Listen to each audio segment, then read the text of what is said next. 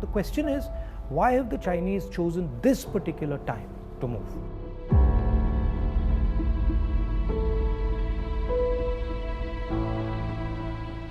What is it about India's situation that has made China act in such an aggressive way?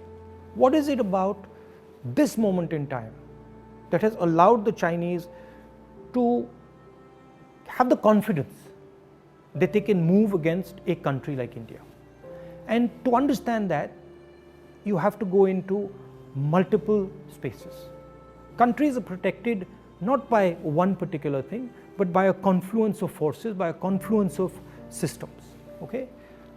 So a country is protected by its foreign relationships, it is protected by its neighborhood, it is protected by its economy, it is protected by the feeling that its people have, the vision that its people have.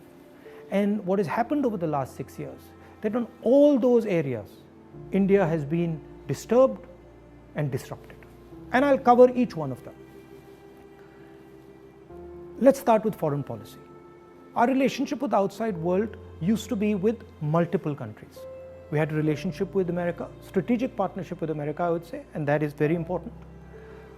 We had a relationship with Russia, we had a relationship with Europe, and these countries used to help us maneuver in the world.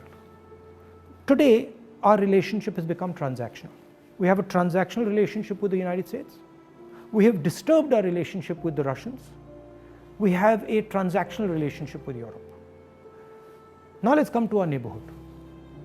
Earlier, Nepal was a friend, Bhutan was a friend, Sri Lanka was a friend.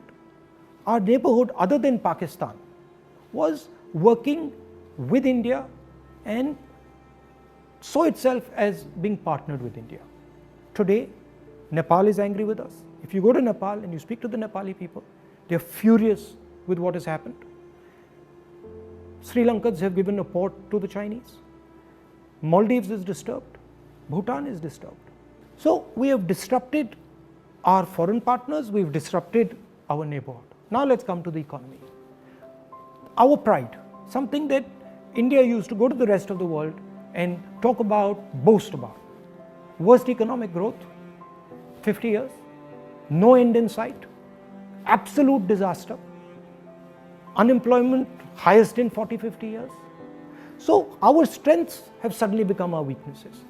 We told the government that, look, please realize that we are becoming vulnerable. All these things are connected. They're not separate. When you look at a nation, you have to look at all these factors and you have to act, taking into account all these factors. We told them, listen, for God's sake, inject money into the economy, fire the economy, and do it immediately. Protect the small and medium businesses. They refuse to do it. So today you have a country which is economically in trouble as far as foreign policy is concerned, in trouble with its neighbors.